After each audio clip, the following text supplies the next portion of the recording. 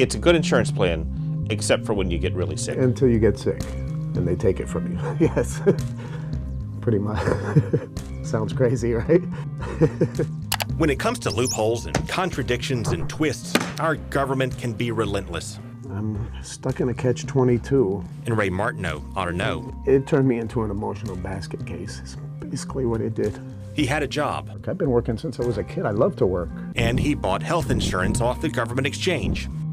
But then doctors discovered cancer in his bowels. Bowel movements are like, you almost black out from the pain. He had 2 advanced tumors and needed surgery and chemo. I've blacked out in the hallway before, and my mom's had to pick me up off the floor in the hallway. He got too sick to work, so his mom postponed retirement to pay his premiums for him. She's the world. That's my mom. I can't eat, and when I'm throwing up, I was there when I blacked out in the hallway. But with no proof of work, they would not take his mom's money, which brings us to the twist. Under the law, you have to work to get subsidized health insurance. But if you get too sick to work, they take it away. If you can't earn the income for us to give you this subsidy, we cannot give you insurance. He could not keep his health without a job, and he could not keep a job without his health. If the premiums are being paid, why are you going to take my health care? Well, the short answer is Congress figured people with no income should not get subsidized insurance. They should get Medicaid or state-run health care for the poor. But just being poor does not qualify you for Medicaid in Florida. You have to be poor plus disabled or under 18 or have children, etc. So a lot of folks like Ray slip through the cracks. I think about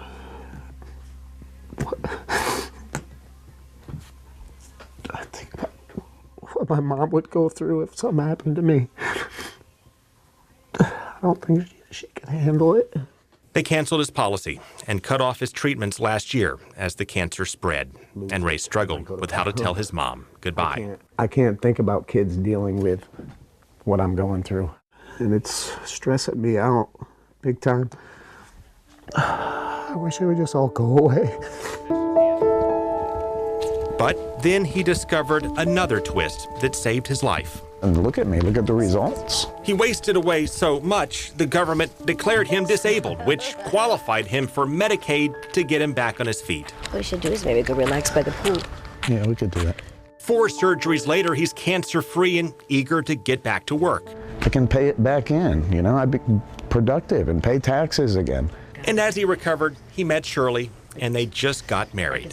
I look in his eyes, and I look in his eyes, and I see what he's been through, and I see the happiness coming through. Which brings us to a third twist.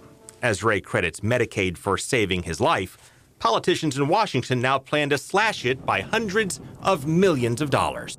So if it wasn't for the Medicaid, I'd be done. With so much focus on the costs, which are substantial, Ray just wants them to consider how it can also pay off. If more people had it, more people could get back to work and start paying taxes and paying into society and building their lives back. Not only that, they'd all be happier and healthier. And consider how it paid off for him. I'm the most blessed person in the world.